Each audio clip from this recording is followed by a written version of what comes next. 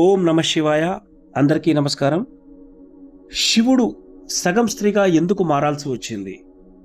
ఒక భక్తుడి తప్పు ఈ యొక్క స్వరూపానికి కారణమైంది. పూర్వకాలంలో భృంగి మహర్షి అనే ఋషి మహాశివుడి యొక్క గొప్ప భక్తుడు. ఈ ఋషి పరమశివుణ్ణి మాత్రమే ఆరాధించేవాడు, పార్వతీ అమ్మవారిని ఆరాధించేవాడు కాదు. ఇది గమనించినటువంటి పార్వతీ అమ్మవారు బాధపడి, శివుడు లేక నేను లేను, నేను లేక శివుడు లేడు అని భృంగి మహర్షితో చెప్తుంది. అయితే భృంగి మహర్షి మాత్రం పట్టించుకోలేదు.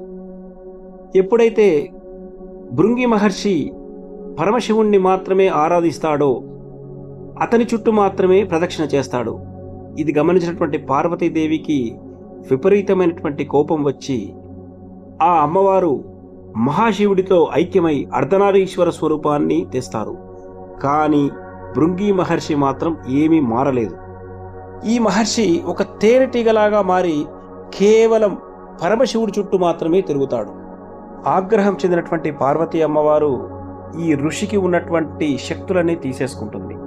అతి బలహీనుణ్ణి చేస్తుంది.